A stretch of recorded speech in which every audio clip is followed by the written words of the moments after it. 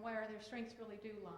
So Neighborhood Centers, Inc., we were founded over 100 years ago. We were founded by Secretary James Baker's grandmother, who said, I know, what a surprise, huh? I know, everybody's always surprised, but there you go. You can't be making up your mind about people, you know? So, you just never. So what she said was, in this city, every resident ought to have the opportunity for an education, for a job, for a healthy neighborhood, for safe surroundings. That's what she said. And she laid down the foundation for this organization that thrives in Houston. But we are very much a part of a larger movement.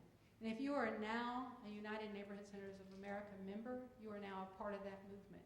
And it's different than an organization. And it's different than membership. Movements are different. This is how.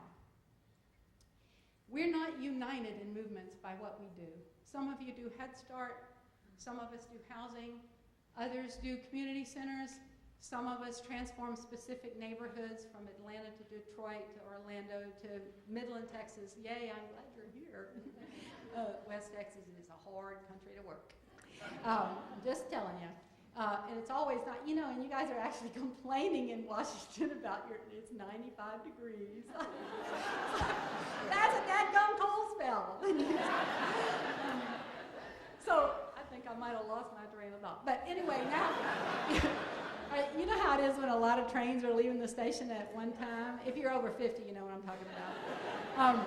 But you're a part of a movement, so it's not about the individual things we do, the programs we do or don't do, the neighborhoods we're in or we're not in.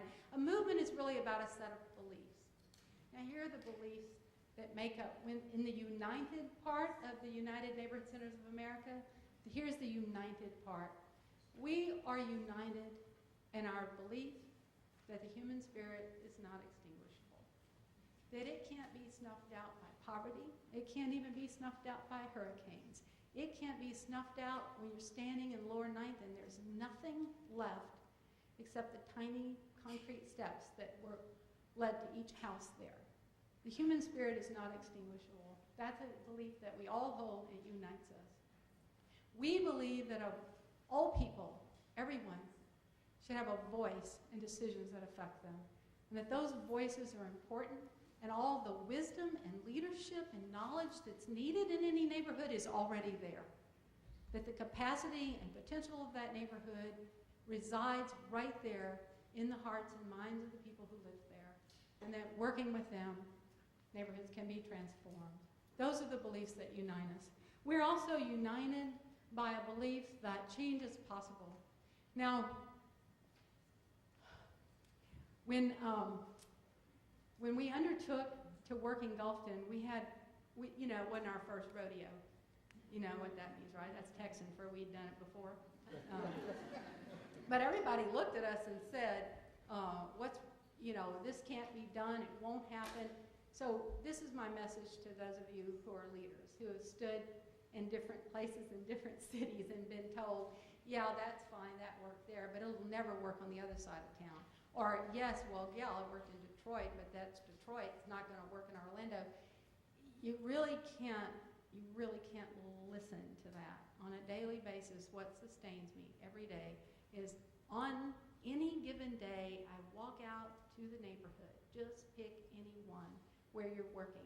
Sit down with the people there who are doing the work, the folks that live there who've overcome every unimaginable odd to be where they are and do what they're doing, and draw your sustenance from them, because there will always be courage and you will always be supported in your efforts if you take your inspiration from their aspirations. So now this is the awkward part of the talk, because apparently they think they told me I had to do it in a certain amount of time, and then they said I just had to talk to the secretary got here.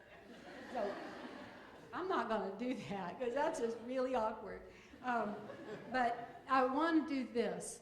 I'd like to, if you all will allow me, I'd like to ask my coworkers from Neighborhood Centers, Inc., the people that, as Ann says, on a daily basis, we work together and we make up for each other.